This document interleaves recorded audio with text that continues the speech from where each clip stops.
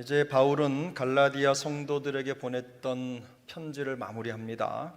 그는 갈라디아 성도들과 교회를 염려하는 마음 때문에 조금은 상기된 마음으로 편지를 적었습니다. 성도들이 거짓 교사들의 미혹에 빠졌습니다.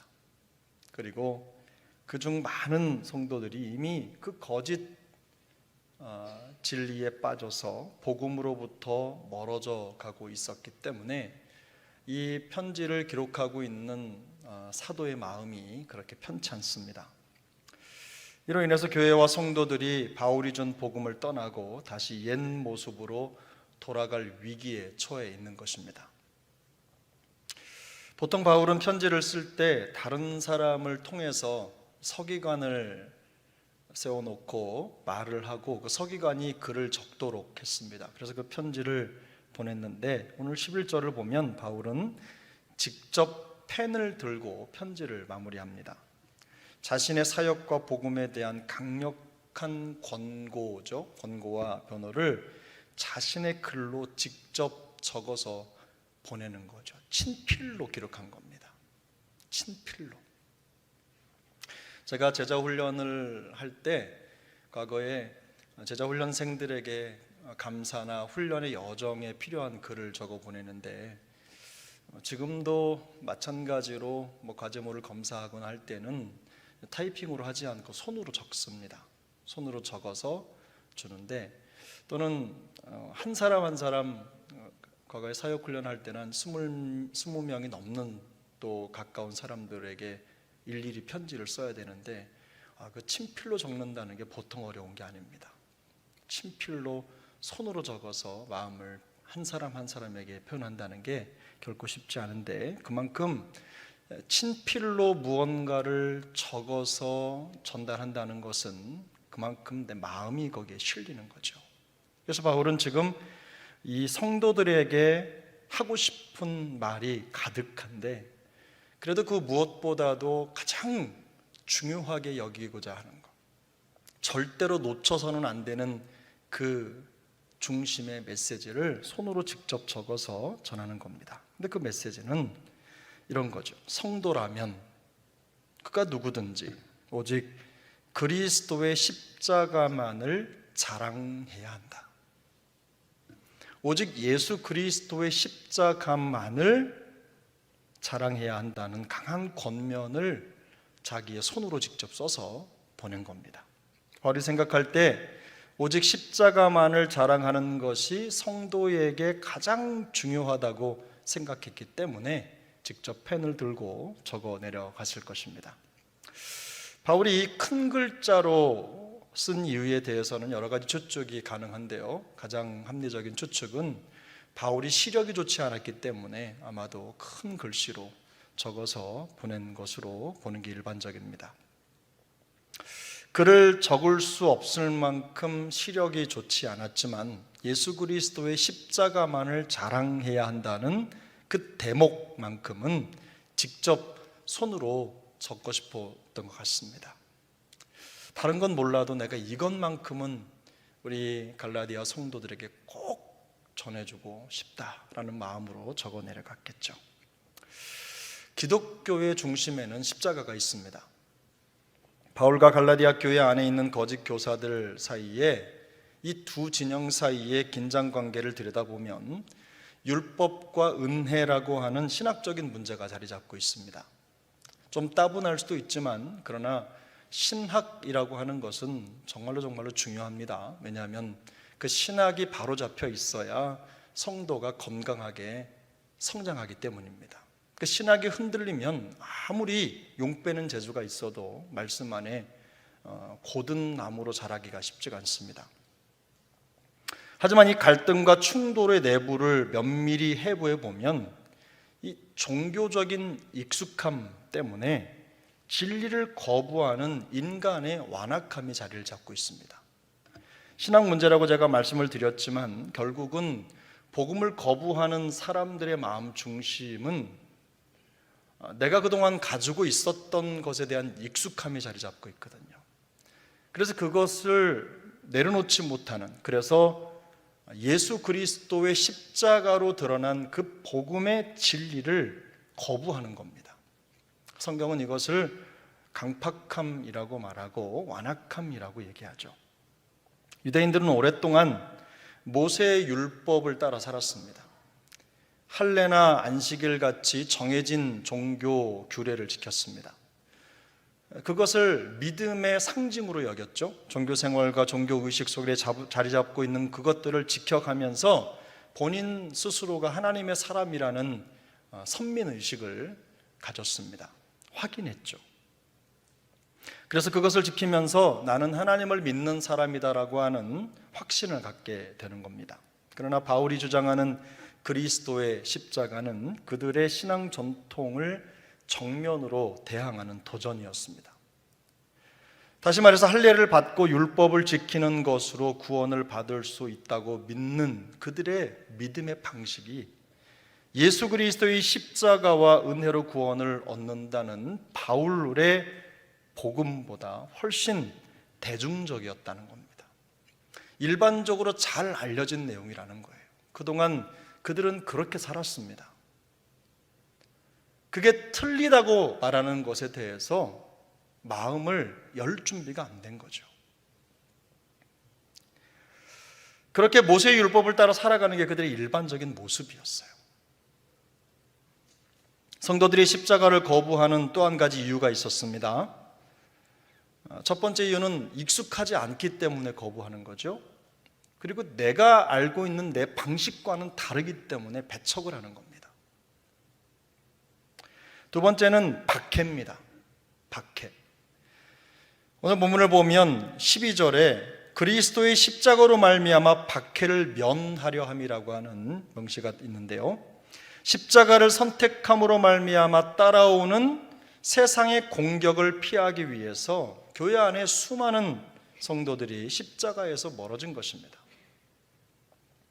그러나 교회는 십자가에서 멀어진 만큼 약해집니다. 성도도 마찬가지입니다. 십자가의 복음에서 멀어진 만큼 성도는 힘을 잃습니다. 그리스도의 십자가는 이 세상의 모든 죄인들을 구원하시려는 하나님의 구원 역사의 핵심이기 때문입니다.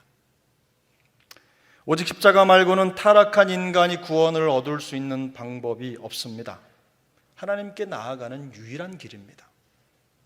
십자가를 통과하지 않고는 그 어느 누구도 하나님께 나아갈 수 없습니다. 그러므로 교회는 십자가를 앞세울 때 가장 강력합니다. 교회가 십자가를 앞세울 때 가장 강력하다는 것은 그 교회에 지체된 성도의 삶도 그와 같다는 뜻입니다. 이 땅에 살아가는 성도들은요, 실제로 수많은 대중적인 것들로 둘러싸여 있습니다. 압도적이죠. 세상은 그야말로 우리의 신앙을 넘어뜨리려는 유혹으로 가득한 곳입니다. 어디 여러분 밖에 나가서 한번 둘러보십시오. 우리의 신앙생활을 돕는 것들이 있는지. 아무리 생각해봐도 우리의 신앙을 공격하고 넘어뜨리려고 하는 유혹과 수많은 보이지 않는 이런 도전들이 더 많지 우리의 신앙을 도우려고 하는 흐름은 별로 없는 것 같습니다. 진리가 아닌지 진리인지 혹은 분간하기 어려운 미묘한 문화들 그리고 생각의 도전들이 끊임이 없습니다. 그동안 알게 모르게 우리가 따라 살면서 익숙해진 것들 속에도 성경이 말씀하는 십자가의 길, 복음의 길과는 다른 것이 적지 않습니다. 우리의 삶 속에, 우리 생각 속에 이미 자리 잡은 불신앙의 요소들이 적지 않은 거죠. 말씀과 복음에 배치되는, 말씀과 복음을 거스르는 삶의 원리들도 적지 않습니다.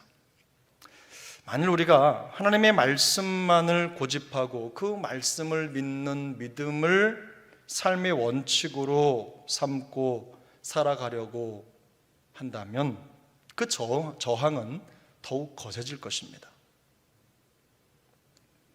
하지만 우리가 그런 파괴적인 영향력에서 벗어날 수 있는 유일한 방법이 있습니다. 그것은 다른 게 아니라 바울의 고백대로 그 모든 것들을 십자가에 못 박는 겁니다. 우리의 생각을 십자가에 못 박고 또 하나님께 도와달라고 간절하게 기도하는 길 말고는 다른 길이 없습니다. 오늘 시간이 길다면 제가 어떻게 우리의 생각과 의지를 십자가에 못 박을 것인가에 대해서 더 논하겠지만 한번 여러분 곰곰이 생각해 보시기 바랍니다.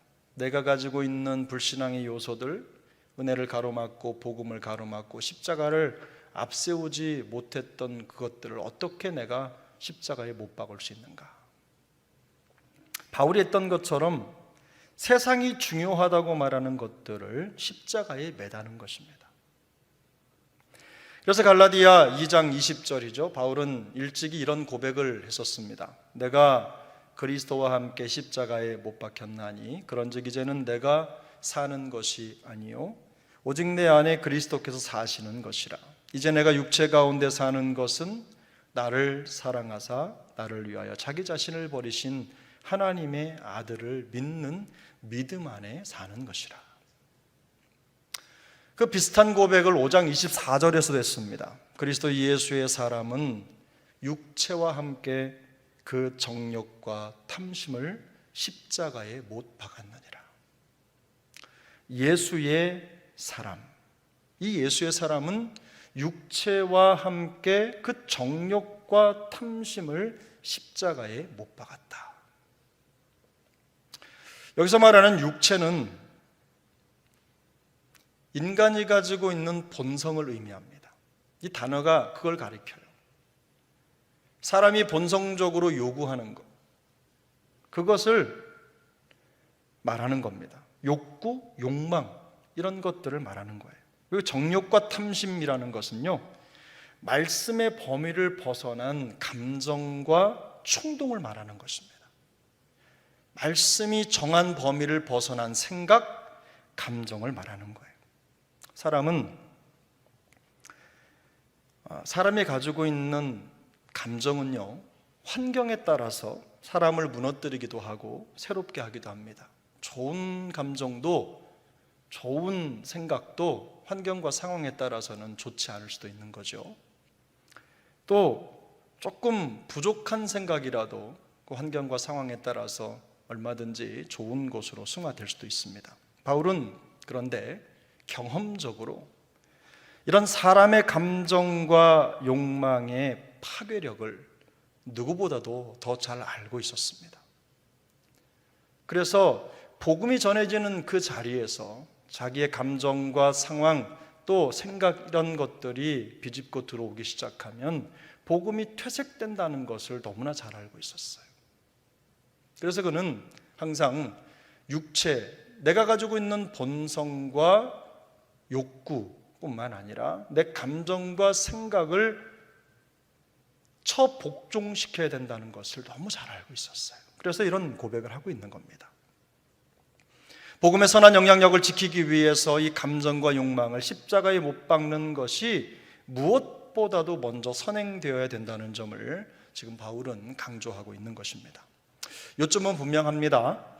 바울은 복음과 그리스도를 위해 자기를 복종시켰습니다.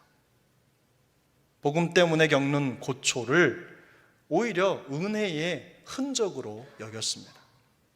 복음과 십자가를 따를 때 느끼는 세상의 그 거센 저항을 오히려 당연한 것으로 받아들였어요. 이런 세상의 저항이 바울로 하여금 바울이 복음의 올바른 길을 가고 있다는 것을 느끼게 했기 때문입니다. 바울이 예수 그리스도의 십자가 외에 결코 자랑할 것이 없다고 말하는 이유는 모든 그리스도인의 구원과 삶의 유일한 통로가 십자가이기 때문입니다. 우리가 믿는 기독교에서 가장 중요한 것은 우리가 하나님을 위해 무엇을 할 수 있을까가 아닙니다. 하나님이 죄인 된 우리를 위해 무엇을 해주셨는지를 기억하는 것입니다. 그래서 그것이 바로 십자가가 의미하는 것입니다. 하나님은 십자가로 우리를 구원하셨습니다. 하나님은 우리를 선택하셨고 예수님을 십자가에 죽게 하심으로 우리의 힘으로는 도저히 얻을 수 없는 생명을, 그 부활의 생명을 우리에게 주셨습니다. 그리스도의 생명이 우리의 생명이 된 것입니다. 그러므로 이런 구원의 은혜를 깨달은 성도라면 예수님의 인격과 삶과 사역 말고는 아무것도 자랑할 것이 없다는 것을 부인할 수 없습니다. 여러분, 바울의 생각과 같으십니까? 여러분도 똑같이 예수 그리스도의 십자가 말고는 아무것도 자랑할 것이 없으십니까? 성도는 예수 그리스도께서 우리에게 하신 일에 집중할수록 그만큼 세상과 자신의 감정에 덜 집중하게 됩니다. 교회가 질서를 잃어버릴 때는 바로 이 기준을 놓쳐서 그렇습니다. 우리가 교구 모임이든지 혹은 예배든지 교회에서 이루어지고 있는 어떤 위원회 사역이든지 그런 사역 속에 자꾸만 불협화음이 생기고 내 마음속에 불뚝불뚝 올라오는 생각들이 있어서 거칠고 마음이 불편하다면 그게 바로 그리스도를 앞세우지 않기 때문에 나타나는 현상들입니다. 우리 모두가 다 예수님께 받은 그 십자가의 은혜를 기억한다면 그런 일은 없을 것입니다. 매우 질서 정연하게, 그리고 교회가 질서가 없다, 교회가 질서를 잃어버렸다라고 하는 평가를 절대로 받지 않을 것입니다. 설령 그 안에 선명한 리더의 기준이 없다고 하더라도 모두가 다 예수 그리스도의 그 십자가의 은혜 앞에 무릎을 꿇는다면 그 단체는, 그 기관은 가장 질서 있는 기관이 되는 것입니다. 주님이 우리의 기준이 되시기 때문입니다. 그래서 성도는 그리스도 예수께서 우리에게 해주신 일을 생각하고 거기에 집중할수록 더 건강해지는 겁니다. 십자가가 우리 모든 관심사의 중심이 되면 육체와 함께 그 정욕과 탐심을 십자가에 못 박는 게 더 가능해집니다. 그만큼 가능성이 높아지는 것입니다. 완벽하지는 않더라도 우리는 근접할 수 있다는 겁니다. 오늘 보면 15절을 보면 바울은 성도들에게 오직 새로 지으심을 받는 것이 중요하다라는 말을 덧붙입니다. 할례나 무할례가 아무런 의미가 없습니다. 과거에 내가 어떤 모습으로 서 있었던 상관없이 지금 우리에게 중요한 것은 예수 그리스도의 그 십자가, 그 은혜를 통해서 새로 지어지는 것입니다. 그래서 성도는 날마다 복음의 은혜 안에서 새롭게 지어지는 사람들입니다. 어제의 내가 오늘이 아니라 어제의 나는 없고 오늘 복음의 은혜로, 십자가의 은혜로 다시 지어지는 것입니다. 성령에게 기회를 드리고 복음에게 기회를 드리면, 말씀에게 기회를 드리면 날마다 새로운 삶을 살 수 있습니다. 날마다 우리의 죄를 용서하시고 우리를 거룩하게 하시며 의로운 피조물로 빚으시는 그 십자가의 은혜를 고백하고 자랑할 수 있는 사람이 되는 것입니다. 제가 연말연시에 설교 사역이 참 많죠. 이렇게 저렇게 많고. 여러분, 저 질리지 않으세요? 자꾸 서는데. 제가 너무 많이 서서 질리지 않으시냐고요.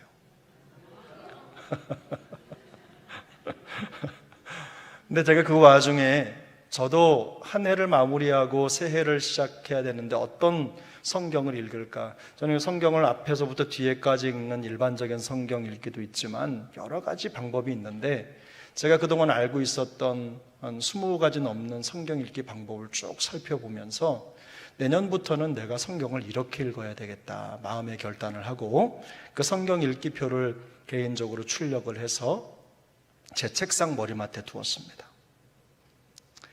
그렇게 읽으면 구약은 만약에 그 루틴을 따라가면 많이 읽지는 못하죠. 구약을 한번 또 시편은 2번, 그리고 신구약은 2번 정도 읽게 됩니다. 여러분, 우리가 하나님의 말씀을 그저 넘치도록 받지는 못한다 하더라도 매일같이 아침 저녁으로 하나님의 말씀에 나를 노출하고 그 말씀의 인도를 따르고 그 말씀 앞에 나를 굴복시키는 일을 멈추지 않으면 우리는 반드시 성장합니다. 반드시 변화가 나타납니다. 말씀이 우리를 변화시키기 때문입니다. 그토록 성경을 많이 읽는데 변화가 나타나지 않는 이유는 내가 말씀을 이겨먹기 때문입니다. 제가 틀렸으면 틀렸다고 하십시오. 우리가 성경을 그토록 많이 읽고 일평생 성경을 읽어왔는데 내가 요만큼까지 밖에 변화되지 못했다고 하면 내가 말씀보다 더 큰 권위를 가지고 말씀을 쥐락펴락하는 겁니다. 직분 상관없습니다. 아무리 목사라도 아니면 목사 할아버지라도 장로님이라도 권사님이라도 집사님이라도 하나님의 말씀 앞에 무릎을 꿇고 부복하면 반드시 변화가 나타납니다. 저는 그게 제 철학입니다. 말씀을 읽고 말씀을 연구하고 말씀 앞에 무릎을 꿇고 엎드리는 사람, 그 사람은 반드시 변한다. 어제보다 오늘이 더 낫고 올해보다 내년이 더 기대할 것이 있는 인생을 살아가게 되는 것입니다. 성도는 그리스도의 십자가라는 새로운 삶의 표준을 가진 사람들입니다. 그러므로 매 순간 내 생각과 감정과 욕망과 본능의 요구를 내려놓고 예수 그리스도의 십자가를 따라가야만 되는 거예요. 그게 우리 표준이니까.